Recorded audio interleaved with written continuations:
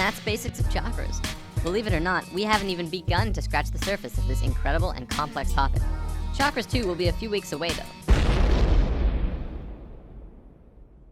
Understanding the chakras is understanding the cosmic universal flow. It is a scaling and harmonizing of vibration between polarized frequencies. Just looking at the waveform alone, the vibration of red and the vibration of blue are completely different. Chakras are the exact same way. Now, when a person is focused on one particular chakra, their whole world is colored by the energy of that chakra. It is literally like a lens through which everything in existence is interpreted. In order to explain this clearer, allow me to demonstrate what I'm talking about. You remember the qualities of each chakra, right?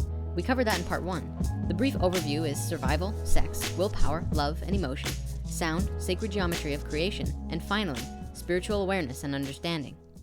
So when a fractal or a piece of the everything known as spirit, consciousness, or God comes into this brand new reality, such as a baby being born, they have one thing on their mind and one thing only. It's survival. They want to be able to survive and stay here. Their whole focus is on being able to survive. They are almost entirely dependent on their guardians at this time, and usually it is the mother and the father who take up that role. Depending on how well mommy and daddy do at making the infant feel safe, the quicker they can transcend to the next level. Nursing is a natural way to bring the child into a state of safety, as well as explore the next chakra simultaneously. The root chakra is synonymous with support from the environment around you. If a child is growing up in an unsafe space, or there's a lack of nurturing to keep the child feeling safe and explorative, it will take longer for solid transition to take place, and can even cause long-term damage to the understanding of the child, and they will grow up with many traumas, anxiety, and pain. The moment survival has been achieved, it becomes clear to spirit that there are 1 or 2 more chakras available. There are actually 2, but spirit may only see 1. It cannot see beyond a half-step wall leading to the heart. The half-step hides the higher chakras from spirit, at least until spirit has learned to master the lower chakras. That wisdom of completion shows the way into the higher understanding. Once survival has been achieved, spirit desires to make contact with other beings in this reality. This is instinctual. When you're a baby, that's usually interpreted as making contact with your mother and father. It is one of the youngest and earliest actions compelled by the sacral chakra, and it is sexual in nature. As you get older and your sacral chakra matures, the desire for contact shifts from the innocence of support from your mother to a different form that I'm sure we're all aware of. The essence of the sacral is to reach out, locate, and make contact with the life that exists in the world around you. At a young age, it covers everything from holding your mother to snuggling a kitty, although it has been in a way programmed out of us by our own media and peer groups.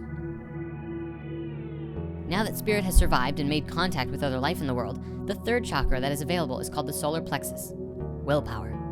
Spirit wants to know how things work. What are the laws of this new world? How does gravity work? How do you do things?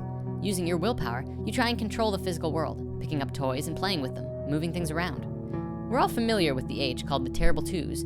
It's a common age when spirit is very interested and full of willpower to want to know everything about the world around it, to test it and see what it can do and what it can't do. The child will continue until it's satisfied in its basic understanding of reality. When you're a baby, you are unaware that there's a change in the directions after the 3rd chakra. There's something we call a half step obscuring the next 4 chakras. The child is not aware of the many more chakra lessons to come, and how much more to life there really is. The child is oblivious to it. On Earth, even when we become adults, we may still not know that there are higher centers in the body. Much of this world is still living in the first 3 chakras, but that is changing fast. Mother Earth is waking up.